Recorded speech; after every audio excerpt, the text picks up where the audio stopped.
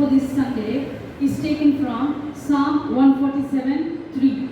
இந்த ஞாயிறுக்கு எடுத்துக்கொள்ளப்பட்ட வேத பகுதி சங்கீதம் 147:3.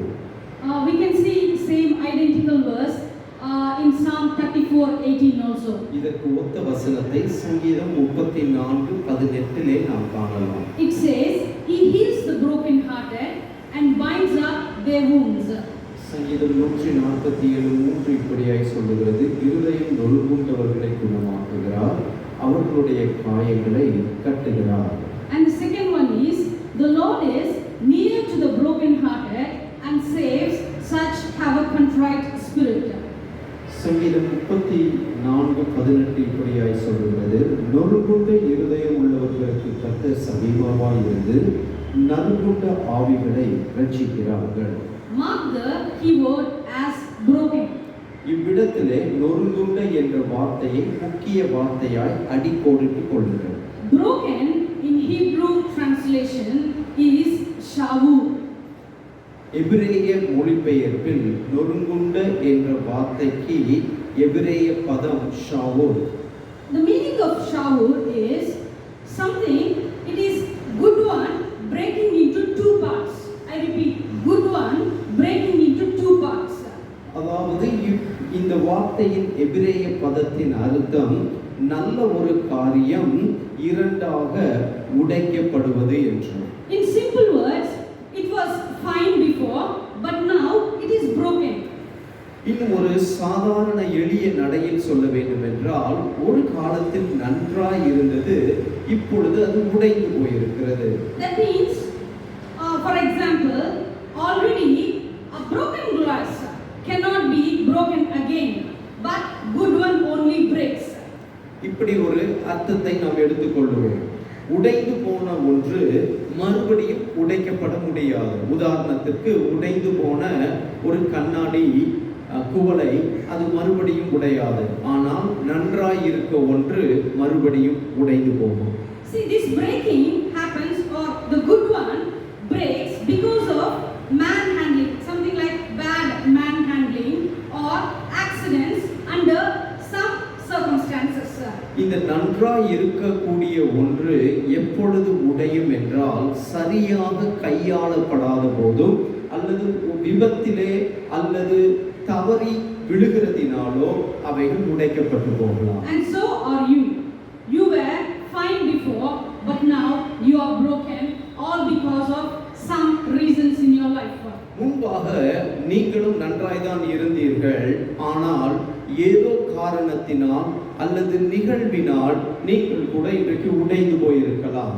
Broken, in simple terms, we can use some synonyms as fractured and cracked, and we can use smashed also and damaged part. இதற்கு ஒத்து இருக்கிற இன்னும் சில அர்த்தங்களை நாம் பார்ப்போமே என்றால், அது பிளவுபட்டது, உடைந்து போனது அல்லது நொறுக்கப்பட்டது என்று அநேக அர்த்தம் கொள்ளும் வார்த்தைகளை நாம் எடுத்துக்கொள்ளலாம். And I want to use one more word, injured. இன்னொரு வார்த்தையையும் நான் நொறுங்குண்ட என்பதற்கு பயன்படுத்த விரும்புகிறேன், காயப்பட்ட. We can explain in this way, like it is the state of one part of your body, that is one good part of your body is damaged or fractured. இது இன்னொரு முறையில் எடுத்துக்கொள்ள வேண்டும் என்றால், நன்றாய் இருக்கக்கூடிய நம் சரீரத்தில் ஒரு பகுதி ஏதோ ஒரு விதத்திலே அடிபட்டோ அல்லது உடைப்பட்டோ இருப்பது. So it must be fixed. அவைகள் நேர்த்தியாக சீராக்கப்பட வேண்டும். Or that part should be like addressed in a proper way. அந்த காயப்பட்ட, உடைக்கப்பட்ட, பிளவுபட்ட அந்த காரியத்தை சரியாக நாம் கையாண்டு ஒரு குணப்படுத்துதலுக்குள் கொண்டு வர வேண்டும். If you are not going to address that part that is affected, it will be defective forever. காயப்பட்ட, உடைக்கப்பட்ட அந்த பகுதியை சரியாக நாம் சொஸ்தப்படுத்துவதற்கு முயற்சிக்கவில்லை என்றால் அது எப்பொழுதுமே காயப்பட்டதாகவே, உடைக்கப்பட்டதாகவே இருக்கும். See, addressing issues in our life, it will bring healing to that person or individual. நாம் சந்தித்த அந்த சம்பவங்களை சரியாக நாம் முயற்சி செய்து கையாளுவது ஒரு சுகத்தை கொண்டு வரும். See, let's see what are the reasons for this brokenness. எதனால் இந்த நொறுங்குண்டுதல் அல்லது நொறுக்கப்படுதல் ஏற்படுகிறது என்பதை நாம் சற்று நிதானித்து தியானிப்போம். It cannot be said that this could be the only reason for this brokenness. இந்த ஒரு காரியம்தான் என்னுடைய நொறுங்குண்டுதலுக்கு நொறுக்கப்பட்டதற்கு காரணம் என்று சொல்ல முடியாது. Reasons can be numerous. அதற்கு அநேக காரணங்கள் இருக்கலாம். But you alone, the person who is going through brokenness, that person alone knows it.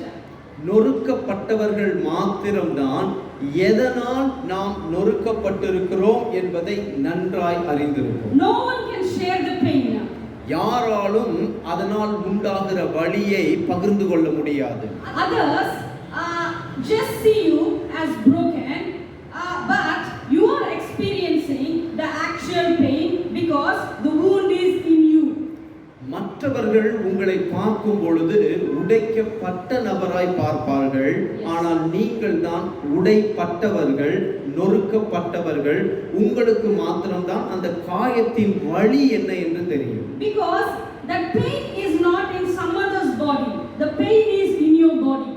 அந்த காயம் என்பது மற்றவர்களுடைய சரீரத்தில் அல்ல, அது உங்களுடைய சரீரத்தில் இருக்கிறது. But still, I just want to bring some couple of reasons before you so that you can get some deep insight about these reasons of brokenness. இந்த நொறுக்கப்படுதலுக்கான காரணங்கள் என்ன என்பதற்கு சில உதாரணங்களை, சில வெளிப்பாடுகளை உங்கள் முன்பாக நான் கொண்டு வர விரும்புகிறேன். See, scholars and studies show that, listen to me carefully, your brain, it registers some emotional pain of some event that happened in your past life. நன்றாய் கவனியுங்கள். அநேக மருத்துவ வல்லுநர்களும் மேதைகளும் சொல்லக்கூடிய ஒரு காரியம், நம்முடைய மூளையானது, மனதானது கடந்த நாட்களிலே நமக்கு இழைக்கப்பட்ட தவறான காரியங்களை அப்படியே உள் வைத்துக் கொள்ளும் என்று சொல்லி. See, you are suffering with that emotional pain. நீங்களும் நானும் அப்படிப்பட்ட உணர்வு பூர்வமான சில காயங்களை நாம் அனுபவித்துக் கொண்டிருக்கிறோம். This emotional pain changes the way you live. இந்த உணர்வு பூர்வமான காயங்கள் அல்லது வலிகள் நாம் எப்படி வாழுகிறோம் என்பதை அவைகள் தீர்மானிக்கின்றது. All because of that unpleasant event that happened in your past. உங்கள் கடந்த வாழ்க்கையில் நடந்த அந்த அசௌகரியமான காரியம் உங்களை இப்படிப்பட்ட ஒரு நிலையிலே கொண்டு வந்து நிற்க வைக்கும். It can be childhood experiences. உங்களுடைய சிறு வயதிலே ஏற்பட்ட நிகழ்வுகளாய், சம்பவங்களாய் இருக்கலாம். See, you grew up watching your dad is beating your mom in front of your eyes.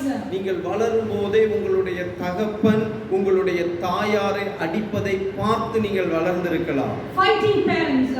சண்டையிட்டுக் கொள்ளுகிற பெற்றோரை பார்த்திருப்பீர்கள். Always arguments inside your family. உங்கள் குடும்பத்திலே தாய்க்கும் தந்தைக்கும் இடையிலே நடக்கக்கூடிய கடினமான சில சொல் உரையாடல்கள். Unloving parents. அன்பில்லாத பெற்றோர். Or your childhood experience, it could be something like a sexual harassment and abusement. அல்லது உங்கள் சிறு வயதிலேயே உங்களுடைய யாரோ ஒரு நபரினாலே நீங்கள் பாலியல் ரீதியாக துன்புறுத்தப்பட்டு, பாலியல் ரீதியாக உங்களை அவர்கள் தவறாக பயன்படுத்தின சூழ்நிலை. Broken relationships, like something sudden quit. சில நேரத்தில் உடைக்கப்பட்ட உறவுகள், இது வேண்டாம் என்று அதோடு நிராகரிக்கப்பட்ட நிலைகள். All of a sudden between husband and wife, it is happening because of illegal connections. இப்படிப்பட்ட காரியங்கள் கணவன் மனைவிக்கு இடையிலே நடைபெறும் காரணம் என்னவென்றால் தகாத உறவுகளினாலே. Sister, you may say, sister, I didn't even know that he is cheating me in all these years. நீங்கள் சொல்லலாம், சகோதரியே, என்னுடைய கணவர் இத்தனை ஆண்டுகளும் இப்படி என்னை ஏமாற்றினார் என்பது எனக்கு தெரியாமல் இருந்தது. Innocently I was believing, not knowing that he went with other women. இன்னொரு பெண்ணோடு தவறான ஒரு உறவை வைத்து அவளோடு வாழ்ந்து கொண்டிருந்தார் என்பதை நான் நம்பாமல் வெகுளியாய் இருந்து விட்டேன். And the worst case is I came to know only after they both had a child. அவர்களுக்கு ஒரு குழந்தை பிறந்த பின்புதான் இப்படிப்பட்ட ஒரு உறவிலே அவர் இருந்தார் என்பதை எனக்கு தெரிய வந்தது. And you are broken inside. இந்த சம்பவத்தினாலே நீ உனக்குள் உடைக்கப்பட்டிருக்கலாம். See how many cases we are seeing in these days, such cases. இந்த நாட்களிலே, சமீப நாட்களிலே இப்படிப்பட்ட அநேக சம்பவங்களை நாம் பார்த்து கொண்டிருக்கிறோம். These broken relationships, it can be between sisters and brothers, between relatives too. இப்படிப்பட்ட உடைந்த உறவுகள் சகோதரனுக்குள்ளும் சகோதரனுக்குள்ளும் சகோதரிக்குள்ளும் சகோதரிக்குள்ளும் உடன் பிறப்புகளுக்குள்ளும் இருக்கலாம். Or any property issues also. சில வேளைகளிலே குடும்பத்தில் இருக்கக்கூடிய சொத்து நிமித்தமாக இப்படிப்பட்ட உறவுகளிலே பிளவுகள் ஏற்படலாம். And another reason, like you are broken because your boss is humiliating you in front of everyone. சில வேளைகளிலே உங்களுக்கு மேலாய் இருக்கிற உங்களுடைய பாஸ் உங்களை சில நேரம் மற்றவர்களுக்கு முன்பாக மிக தரக்குறைவாக நடத்துகிறவராய் இருக்கலாம். Slandering about your character assassination. உங்களுடைய குணாதிசயத்தை பற்றி அல்லது உங்களுடைய செயல்முறைகளை பற்றி, வாழ்க்கை முறையை பற்றி தவறான காரியத்தை பேசுவது. And you are broken because of that act. இப்படிப்பட்ட செய்கைகளினால், வார்த்தைகளினால் நீங்கள் உடைக்கப்பட்டிருக்கலாம். And another reason, like your boss knows that you are fit for that position. இன்னொன்று, உங்கள் தலைமையில் இருக்கிறவருக்கு நன்றாய் தெரியும் நீங்கள் அந்த உயர்ந்த பதவிக்கு மிக சரியான நபர் என்று. But he will not let you into that post. ஆனால் அவரோ உங்களை அந்த இடத்திற்கு போய் அமர்வதற்கு விடுவதில்லை. It happens everywhere, even in ministry too. இது எல்லா இடங்களிலும் நடக்கிறது. ஏன் சில வேளைகளில் ஊழியத்தில் கூட அது நடக்கிறது. And some other reasons like death of dear ones, bereavement. அதாவது அடுத்து பார்ப்போமே என்றால் மரண காரியங்கள், நமக்கு அன்பாய் இருக்கிறவர்கள் மரித்து போகிறதுனால. I am talking about reasons for brokenness. உடைக்கப்படுவதற்கான அநேக காரணங்கள் என்பதை நான் விளக்கி சொல்லிக் கொண்டிருக்கிறேன். Death of wife, death of husband, sudden deaths, accidents. ஏன் நொறுங்கி போயிருக்கிறோமே என்றால் நமக்கு அன்பானவர்கள் மரித்து போகிறதுனால், ஒரு கணவனோ மனைவியோ திடீர் என்று அவர்கள் மரித்து போவது, விபத்திலே மரித்து போவது, அன்பானவர்களை இழந்து போகிறதுனாலே நம்ம நொறுங்குண்டு போயிருக்கலாம். Some of them have seen their children dying in front of their eyes, that's why they are broken. சிலர் உடைக்கப்பட்டிருப்பதின் காரணம் தங்களுக்கு அன்பாய் இருந்த பிள்ளைகள் தங்கள் கண்களுக்கு முன்பாக மரித்து போகிறதை கண்டதினாலே. And some other reasons like sickness, continuous sickness. சில நேரங்களிலே தொடர்ந்தேச்சியாய் இருக்கிற சரீர பலவீனங்கள், நோய்கள், வியாதிகளினாலே. And your children are sick compared to other children. உங்கள் பிள்ளைகள் மற்ற பிள்ளைகளை பார்க்கிலும் அவர்கள் அடிக்கடி பலவீனப்படுகிறதினாலே நீங்கள் சில நேரத்திலே நொறுங்குண்டு போயிருக்கலாம். Because of this sickness you are tired and you are frustrated by seeing them. உங்களுடைய பிள்ளைகள் இப்படிப்பட்ட பலவீனங்களுக்குள் கடந்து போயிருக்கிறதுனாலே அவர்களை பார்த்து பார்த்து நீங்கள் சோர்ந்து போய் நொறுங்குண்டு போயிருக்கலாம். Some of the reasons like financial problems, continuous lackness or poverty.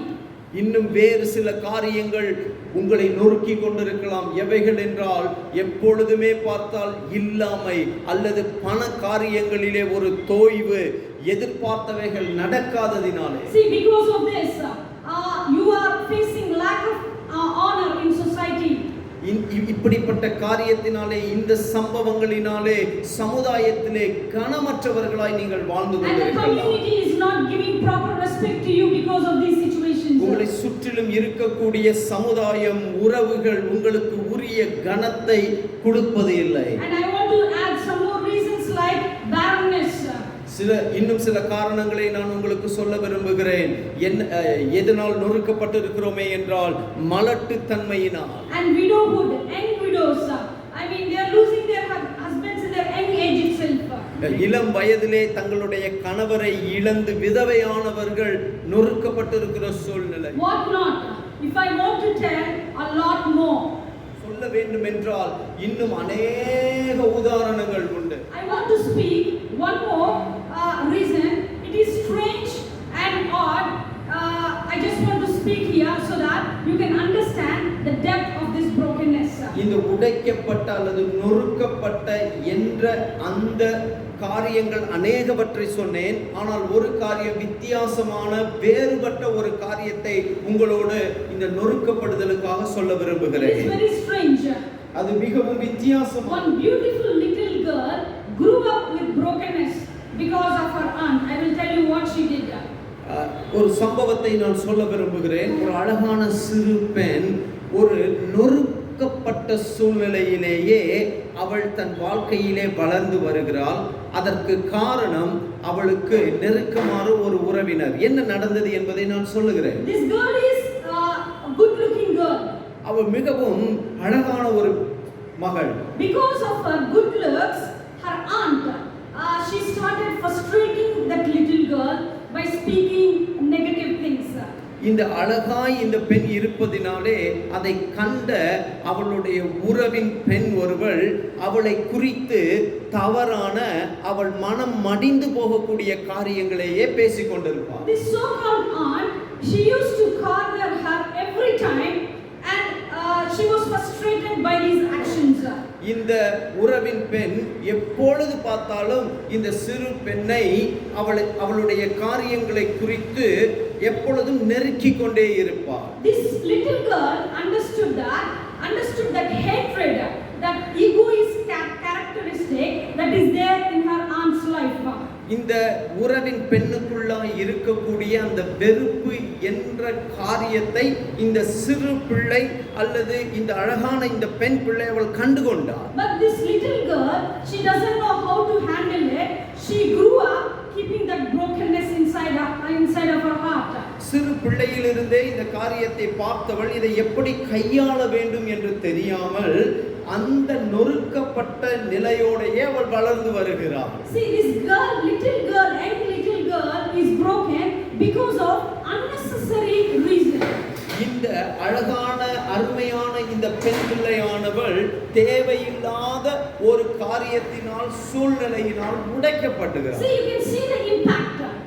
இப்ப பார்க்கலாம் இதோட தாக்கம் எப்படி இருக்கிறது என்று. Why I am sharing this? It is a strange reason, but why I am sharing this? Brokenness has different faces. இது ஒரு வித்தியாசமான ஒரு சம்பவம் தான். ஆனால் எதற்கு இதை உதாரணமாய் சொல்லுகிறேனே என்றால் ஒரு மனிதனோ ஒரு மனுஷியோ நொறுக்கப்படுவதற்கு வித்தியாசமான காரணங்கள் உண்டு. நொறுக்கப்படுதலுக்கு வித்தியாசமான முகங்களும் உண்டு. Brokenness has different volumes.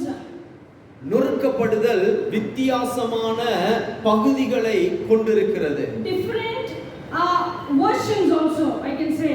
இன்னும் ஒரு விதத்தில் சொல்ல வேண்டும் என்றால் अनेक விதத்திலே நொறுக்கப்படுதல் உண்டு. No one can predict unless the very person opens the issue.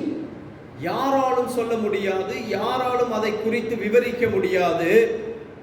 யார் நொறுக்கப்பட்டிருக்கிறார்களோ அவர்கள் மாத்திரம்தான் அதை குறித்து சொல்ல முடியும். I hope you are with me so far.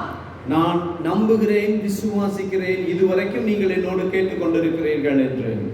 The second point is, let's see how broken people like.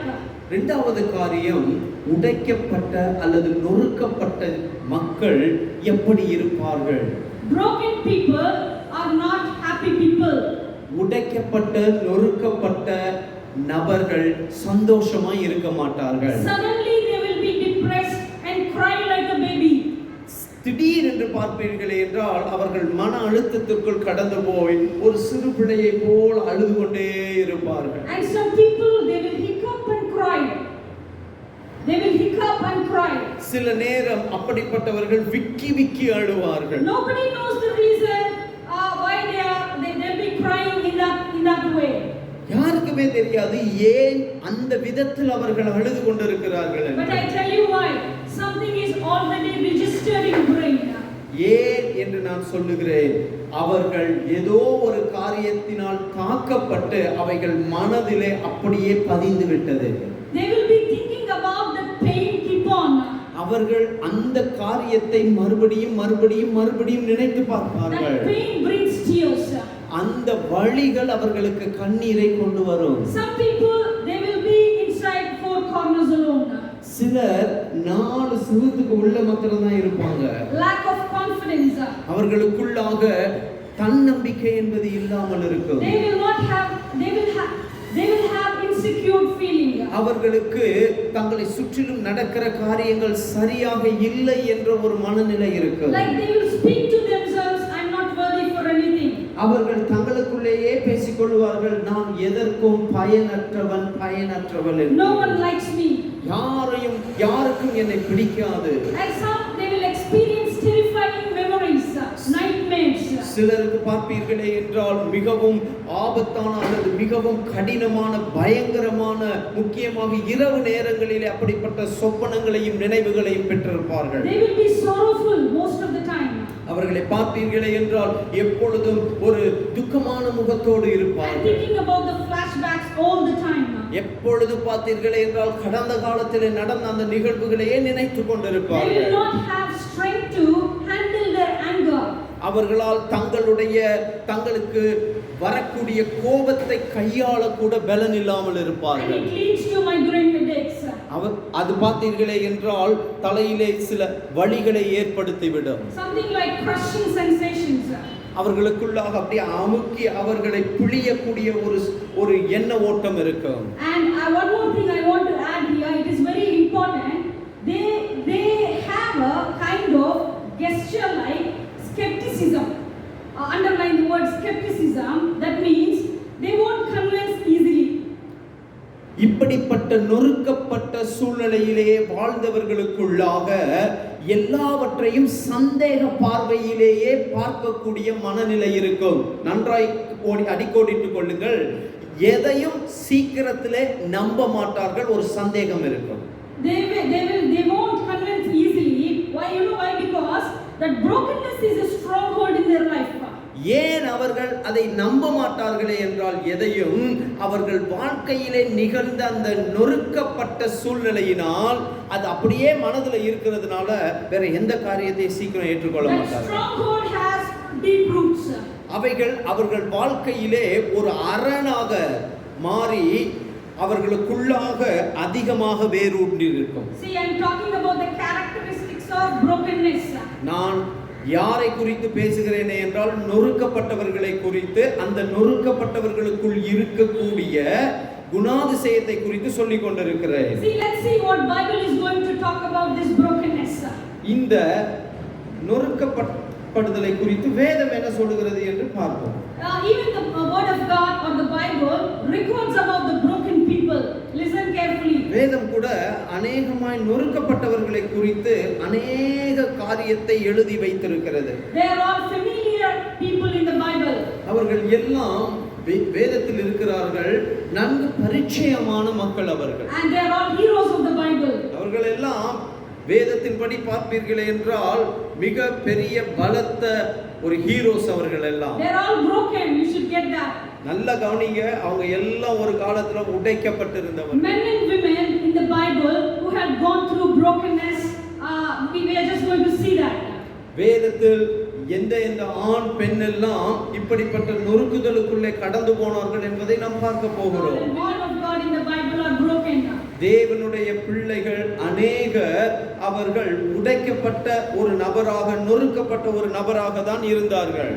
All prophets of God are broken. அநேக தீர்க்கதரிசிகள், எல்லா தீர்க்கதரிசிகளும் பார்ப்போமே என்றால் நொறுக்கப்பட்டவர்களாய் தான் இருந்தார்கள். I hope you are happy after listening this. இதெல்லாம் கேட்ட பிறகு கொஞ்சம் சந்தோஷமா இருப்பீங்கன்னு நினைக்கிறேன் நான். We have clear evidence in the Bible. வேதத்திலே அதற்கு அழகான அற்புதமான உதாரணங்கள் உண்டு. Job says in 17:1, my spirit is broken.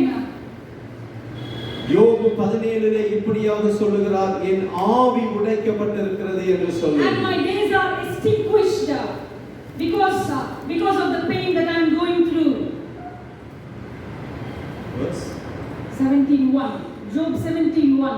யோபு 17:1 இப்படியாய் சொல்கிறது, சுவாசம் முடிகிறது, என் நாட்கள் முடிகிறது, பிரேத குழி எனக்கு ஆயத்தமாய் இருக்கிறது. David says, because of his distress, I am like a pelican. If I have wings like a eagle, I will fly away and go. அதே போல தாவீது சொல்லுகிறார், நான் நெருக்கப்பட்டிருக்கிறேன், எனக்கு புறாவை போல சிறகுகள் இருந்தால் நான் என்ன செய்வேன், எடுத்து நான் பூமியின் கடையாந்தரங்களுக்கு பறந்து போவேன் என்று. He wants to run away from that brokenness. இவர்கள் எல்லாம் பார்த்தீர்கள் என்றால் தங்களுக்கு ஏற்பட்ட அந்த நெருக்குதலில் இருந்து ஓடி போக வேண்டும் என்று நினைத்தார்கள். Elijah cries in 1 Kings 19:4, Lord, it is enough. 1 ராஜாக்கள் 19:4 எலியா இப்படியாய் கதறி ஜெபிக்கிறார், ஆண்டவரே போதும் என்று And take சொல்லி, my life. என் ஜீவனை எடுத்துக்கொள்ளும் என்று சொல்லி. Isaiah 21:3 says, my loins are full of anguish. 21:3 இப்படியாய் ஏசாயா சொல்கிறார், என் இடுப்பு மகா வேதனையினால் நிறைந்திருக்கிறது. Yeah, I am going through labor pains. பிள்ளை பெறுகிறவளை போல வேதனைகளுக்கு ஒத்த வேதனைகள் என்னை பிடித்தது. All because of the distress and brokenness. ஏனென்றால் அவர் கண்ட அந்த பயங்கரமான நொறுக்கப்பட்ட சூழ்நிலையினால். Jeremiah cries, I am greatly troubled, Lord. எரேமியா இப்படியாக கதறுகிறார், ஆண்டவரே நான் மகா வேதனைக்குள்ளாய் இருக்கிறேன் என்று And சொல்லி. some more verses in Proverbs 17:22. நீதிமொழிகள் 17:22 சொல்லுகிறது. It says, broken spirit dries up bones. நான் வாசிக்கிறேன் இந்த வசனத்தை. மனமகிழ்ச்சி நல்ல ஔஷதம், முறிந்த ஆவியோ எலும்புகளை உலர பண்ணும். It dries up your bones. முறிந்த ஆவி உங்கள் எலும்பை அது உலர பண்ணும். Proverbs 18:14 says, 18:14 நீதிமொழிகள் இப்படியாய் சொல்லுகிறது, who can bear broken spirit?